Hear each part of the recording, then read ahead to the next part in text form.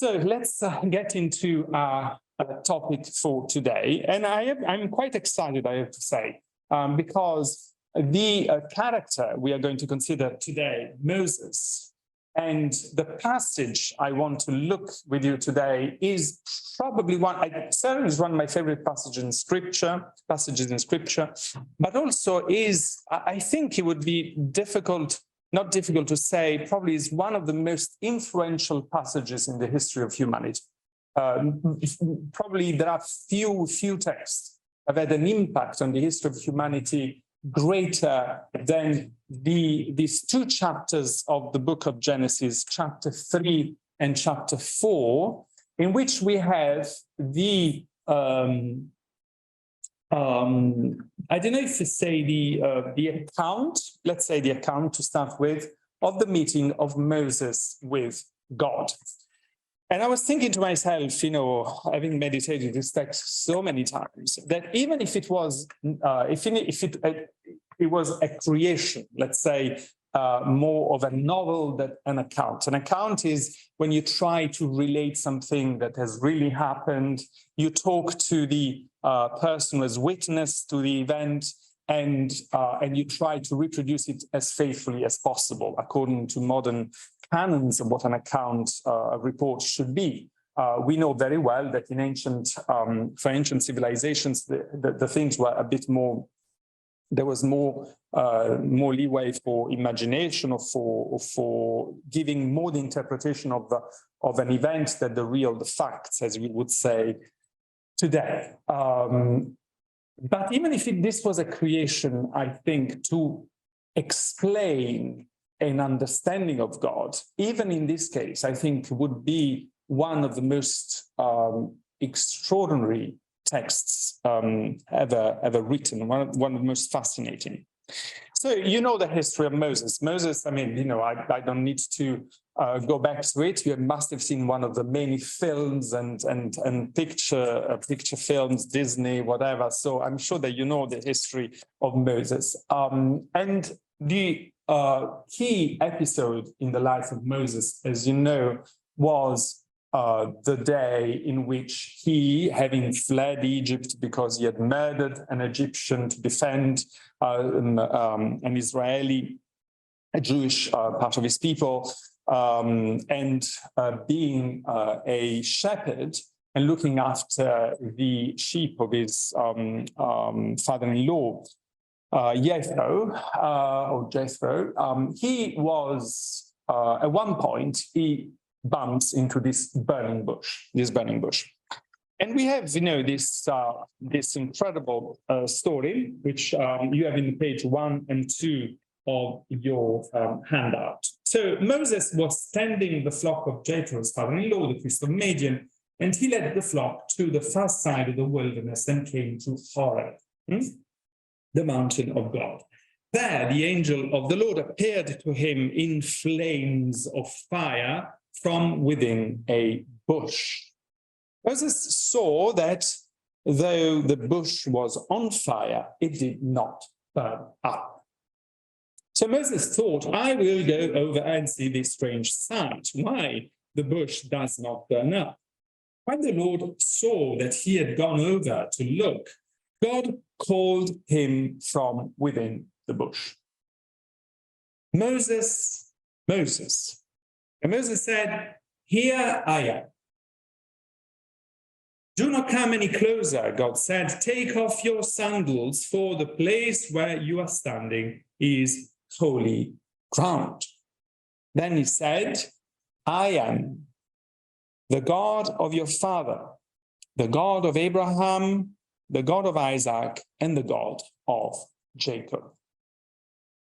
Now, this sentence, which we have already met several times talking about the other friends of God, Jacob, Abraham, Jacob, and even when we talked about Joseph and Rebecca, comes in this text 4 times.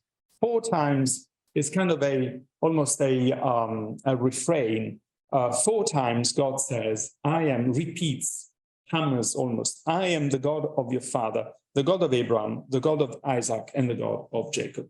At this, Moses hid his face because he was afraid to look at God. And the Lord said, and now I want you in this passage I'm going to see, and for this reason I put them in bold characters, to pay attention to the verbs. I have indeed seen the misery of my people in Egypt. I have heard them crying out because of their slave drivers, and I am concerned about their suffering. So I have come down to rescue them from the hand of the Egyptians and to bring them up out of that land into a good and spacious land, a land flowing with milk and honey. And again, a bit further down, and now the cry of the Israelites has reached me, and I have seen the way the Egyptians are oppressing them. So you see, this is a busy God who sees, hears, is concerned, comes down, rescues, brings people out of slavery, sees, and finally sends. And so now I am sending you to Pharaoh to bring my people, the Israelites, out of Egypt. But Moses says to God, and here we start having this incredible conversation. When I said to you, this is one of the most incredible passages ever written, you have to imagine the conception people had of divinity. Divinities either were indifferent to the destiny of humanity, or in this case, were perceived as terrifying. And we see that from the beginning, Moses is afraid. And, it's told you are in Holy Land. There is this flame. So imagine there is the symbolism of flame. Flame is something which is consuming, which is dangerous, can reach you out, can burn you. Then you have the symbolism of the holy ground. Take your sandals off because you can't go on holy ground. And then you have him kind of covering his face because seeing God, you cannot see God and die. So everything up to this moment signals a perception of the divinity as something terrible, something you have to stay away from, something that is dangerous, something you have to treat with immense care, not even care, but you have to be really, really careful, wariness, because you can die if you say something wrong. And it is quite interesting to see the evolution of this passage, because what is the first thing that Moses replies is, who am I that I should go to Pharaoh and bring the Israelites out of Egypt? In other ways, it begins to bargain. It begins to bargain. And there are 4 instances in this passage of this bargaining. So bear with me. So verse 11, the first one, who am I that I should go to Pharaoh and bring the Israelites out of Egypt? Then go to verse 13. What is his name? So suppose I go to the Israelites and say to them, the God of your fathers sent me to you. And they ask me, what is his name? Then what shall I tell them? Second element of bargaining. Third one, go to 4:1 on the following page, chapter 4, verse 1. What if they do not believe me or listen to me and say, the Lord did not appear to you? So third element of hesitation. And then the fourth one, you go to verse 10, when Moses says to the Lord, pardon your servant, Lord, I have never been eloquent, and neither in the past nor since you have spoken to your servant. I'm slow of speech and tongue. So basically, I don't want to go. If you have not understood yet, I'm giving you yet again another element to change. And once God has replied to this as well, if you go to verse 13, pardon your servant, Lord, well, send someone else. It's quite extraordinary. It is quite extraordinary. I mean, that's the thing. So it is really important to read these texts, forget everything we know about them, and try to read them afresh, as I've tried to do with you from the beginning. We have tried to do together from the beginning. The contrast between, this perception of the divinity as terrifying and deadly and dangerous. And the way Moses bargains with him and this to and fro, and the fact that God does not kill him straight away as he should have done, but keeps talking with him, keeps kind of trying to persuade him, is meant to say something about who God is, about the nature, the identity of God. So let's go back to the first objection. Who am I that I should go to Pharaoh and bring the Israelites out of Egypt? And then the answer is quite interesting, because the first answer is, I will be with you. I will be with you. And this is not just what God does, but who God is. God is he who remains with us. Do you remember what is the name that the angel said that Joseph and Mary should name Jesus? The first one, Emmanuel. And do you remember what is the meaning of Emmanuel? God with us.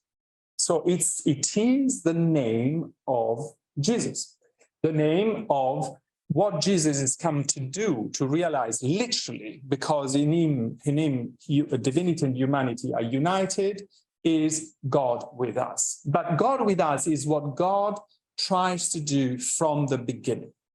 With Adam and Eve, he wants to be with them, walks with them in the breeze of the evening. With Abraham, with Jacob, with Rebecca, with Joseph, we saw that this is a God who does not let us down, keeps staying with us. So, I will be with you, and this will be the sign that to you, that it is I who have sent you. So you will see. You want a sign? Well, you will see the sign. The sign is that I'm not going to leave you alone. I will be with you at every step. And when you have brought the people out of Egypt, you will worship God on this mountain. And we'll see what this worship means a little bit later. Moses said to God, again, the sentence I said to you, suppose I go to the Israelites and I say to them, the God of your fathers has sent me to you, and they ask me, what is his name? Then what shall I tell them? And here we have this extraordinary sentence, which is, again, I mean, this sentence in itself at the heart of this passage is one of those sentences that shaped the history of the world. I am who I am. This is what you are to say to the Israelites. I am has sent me to you. But it does not just say that. Okay, as you know, I am who I am, or has become, so the letters of this I am are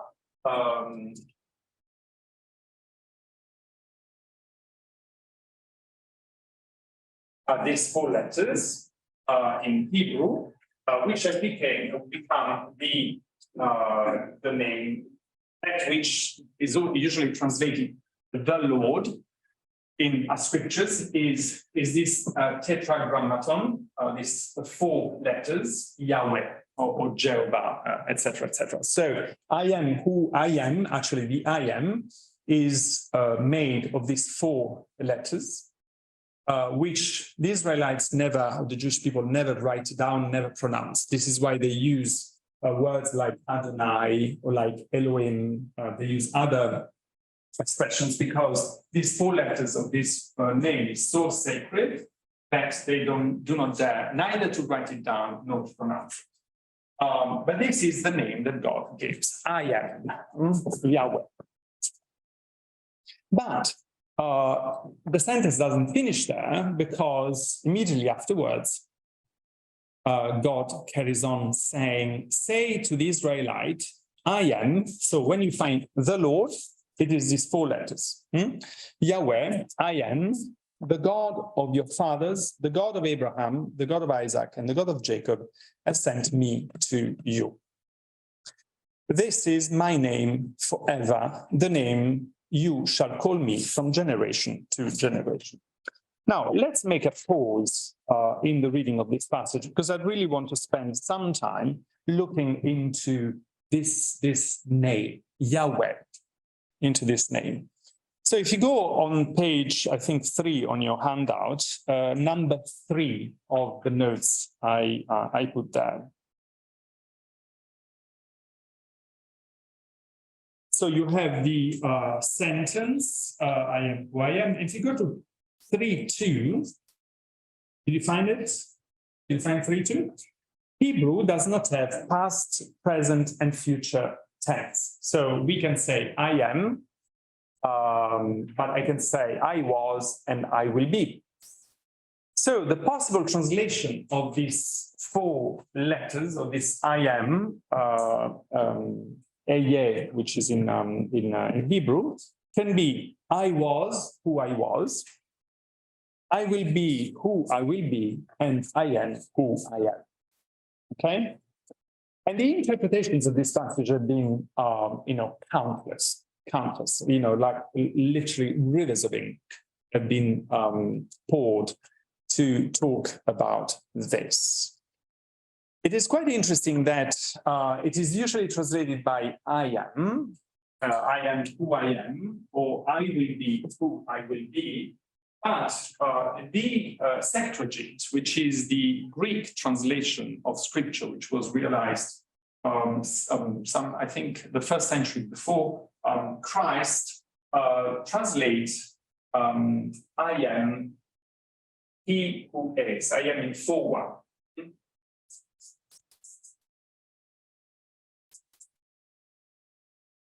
Okay.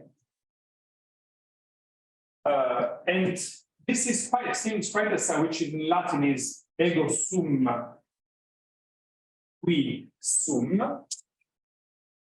This seems quite a subtle difference, saying I am who I am, or I am he who is, seems to be the same thing. But in reality, this has then been read as if it meant I am being. I am the being. And this has led to think that a lot of things and a lot of theology has been focusing on this particular thing, is that by reflecting on what being is, the nature of being, you can understand the nature of God, who God is. So God basically here was trying to tell us that I am the being, I am the most perfect being, I am a being which has certain characteristics. And the more you think about what being is, the more you understand who I am. Now, I don't want to go into the technicalities of this, because I mean they are countless. But the major consequence of this has been that God is not a being like every one of us. The major difference between us and God is that we exist, but it's perfectly possible that we didn't exist. We are contingent, okay? Existence does not belong to us absolutely. So there was a time in which we were not. There's going to be another time in which we will disappear. And even our existence could not have happened. It was as a flicker, as a chance in a billion that we exist, probably, right? Okay, so we are contingent. Whereas God always was, will always be, and his existence does not depend on an accident, if you want. He is the one who is because it is necessary that he should exist. So again, I mean, this. In philosophy or in theology, basically, people say that his existence and his essence are the same, whereas for us they are separated. Again, I mean, this is technicality, and forgive me for boring you with this, but it's just to tell you that from this sentence, there's been a huge philosophical tradition which has permeated Western mentality, Western thinking, and it is based on one understanding of the translation of this name. Now, I'll bring you back to what I think, what a lot of exegetes think is the right translation. And the right translation is not I am he who is, or I am being, but the right translation is something like, you come to me, and I become very inquisitive about you. I said, who are you? Where do you come from? I want to know things about you. Describe me your purpose in life, what you want to do. I want to know a lot of things about you. And you tell to me, but listen, I am who I am, okay? Leave me alone. So it's a way of saying, I can't describe to you in words who I am. There's too much. And also, I don't know how to answer some of your questions. But bear with me, stay with me, and you'll discover. So the only way for you to know who I am is be with me and allow me to be with you. Okay? So there is a sense in which, by saying, I am who I am, God is refusing to give an answer. He's saying, this is not something I can tell you I can't give you a name that encompasses me, that describes me. The only way for you to know who I am is be with me, stay with me, and allow me to stay with you. This is why, what does God say to Moses? The first thing I said to you in verse 12 is, I will be with you. So this is not just what God does, but who God is, as I told you, to the point that, this is the name he chooses for himself.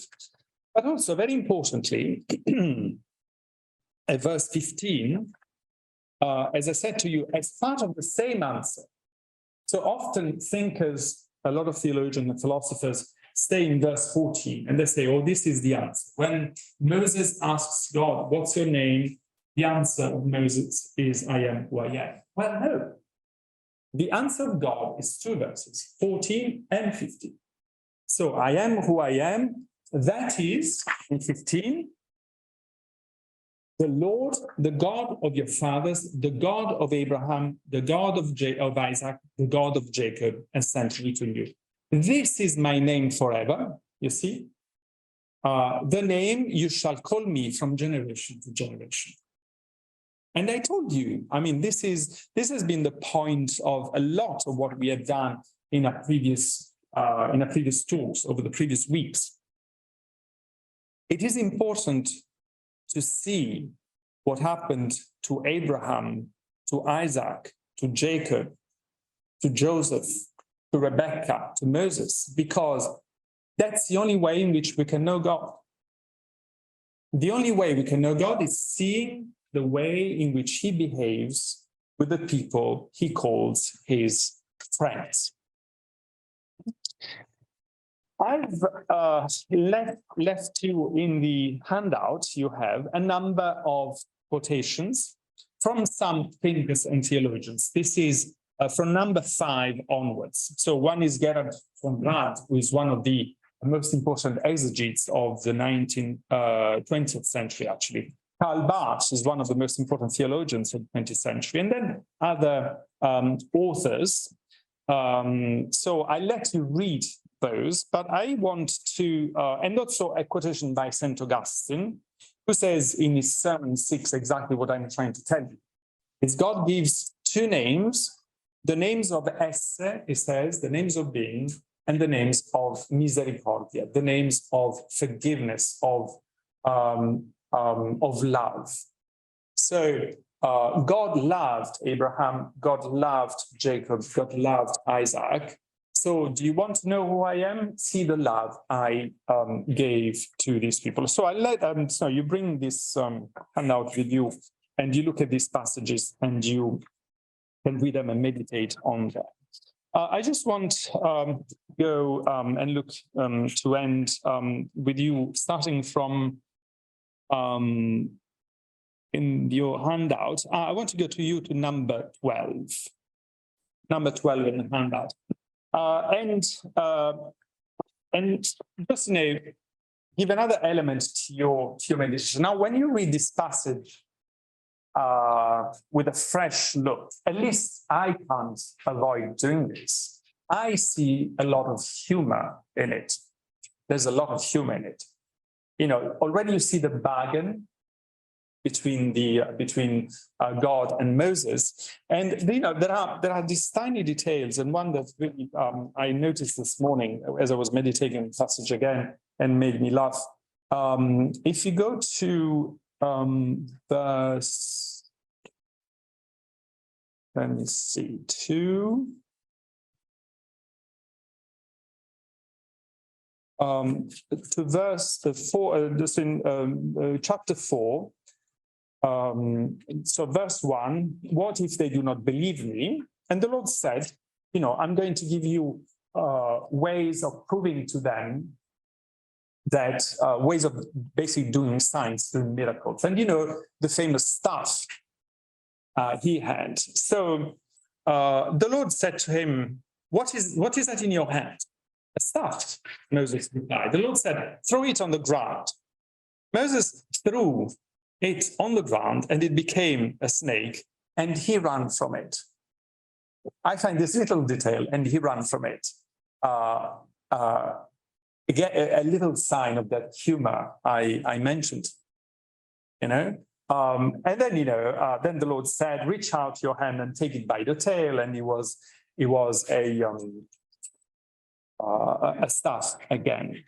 So the thing is that in interpretations of these passages, sometimes we miss the humor, and there is humor in those passages, and this is part of the way in which God interacts with us. So if you go to number 12 in the handout I gave to you, we often miss most of the real meaning of the Bible because we are loath to credit God with a sense of humor.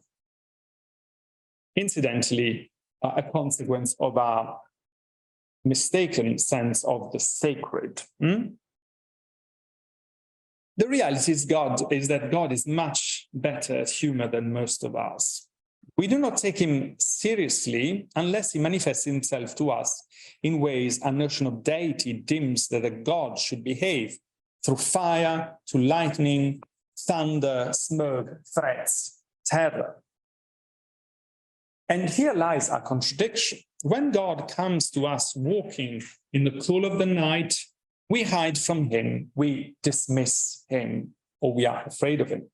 When he manifests himself to us through a gentle breeze, as he did with the prophet Elijah, which I hope we might see after Lent when we resume this series, we are unable to pay attention to him. But when, on the contrary, he frightens us with fire, thunder, and smoke, and manages to excite our ancestral sacred terror, then we start respecting him, bow down, and declare allegiance to him. And since we want to play this game, God can be quite good at it, as the whole book of Exodus amply demonstrates, because one of the things that recurs in the book of Exodus is God's theophanies. Whenever he is on the mountain, the mountain is covered with fire, with lightnings and everything. But with Moses, he talks mouth to mouth, face to face, says the book of Exodus. When, however, God meets someone like Moses, this appeal to sacred terror only is a kind of initial formality before reverting to the mode God longs for, that is, of a friendly, playful chat and even a bargain. And Moses gets it. He's trained at Pharaoh's court.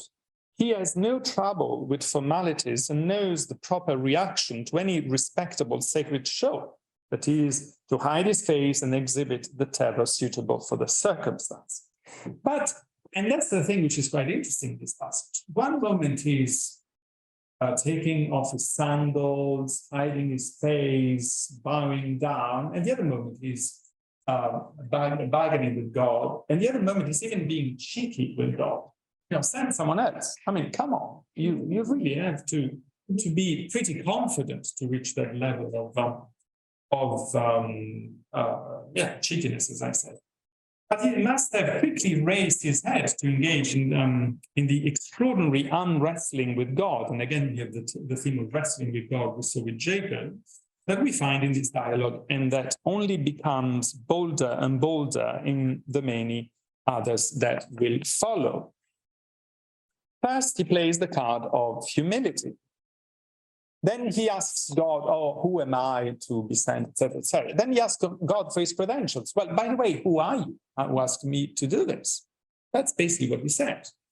Then he straightforwardly questions the sanity of God's plan. Are you kidding me? You go to the Israelites and you tell them, oh, this divinity has sent me to take you out of Egypt. I mean, they're going to kill me. Do you realize that? So, I mean, this is insane. This is what he says. Then again, he fakes humility. Oh, I don't have eloquence. I don't know how to talk. I mean, how am I going to do this? And when he has run out of tricks, he simply tells God he's not interested and tries to walk away. That's basically what happens. One wonders where all the sacred terror had gone. This, however, is no cheekiness or disrespect on Moses' part. It should be rather seen as the instant complicity between two persons who, although meeting for the first time, immediately understand each other. Moses got God from the beginning. This is why he became his friend.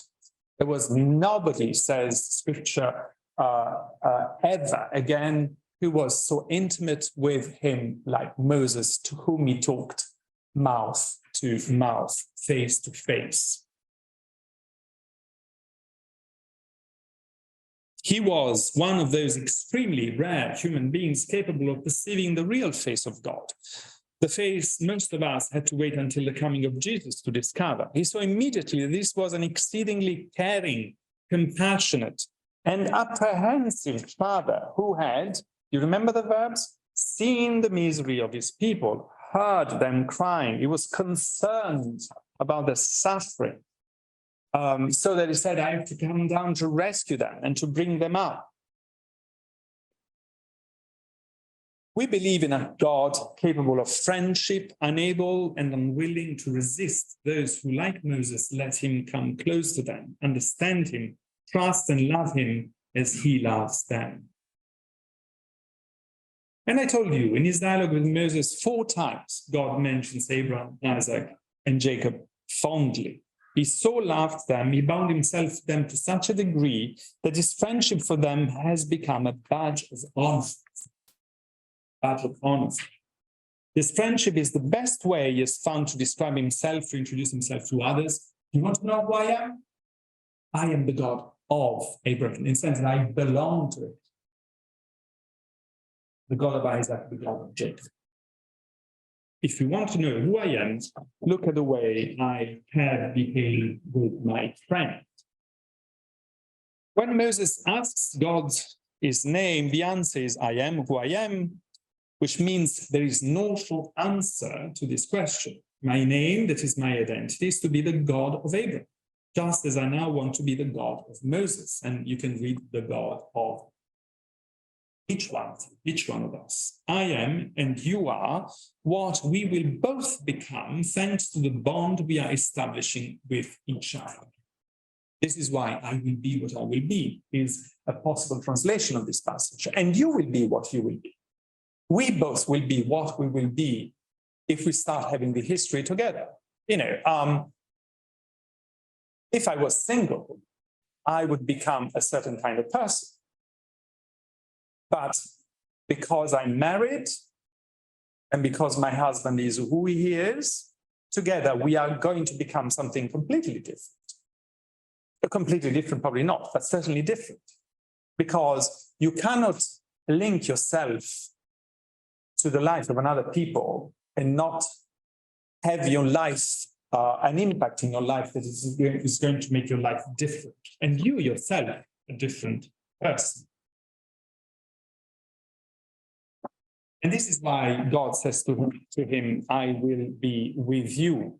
I will help you to speak and will teach you what to say.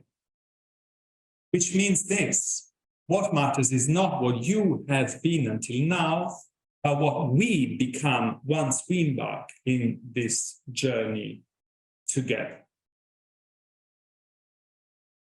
And this also is the ultimate aim of God's intervention in history through Moses, the most eloquent expression of the freedom he wants to give us and to the people of Israel, bring them out of Egypt so that they can worship. And it will become clearer in the rest of the book of Exodus that worship is the prelude to Israel becoming the people of God and God becoming the God of his people, Israel. So this mutual belonging he creates with persons he calls in history, he wants to extend to the whole of humanity and to all of us.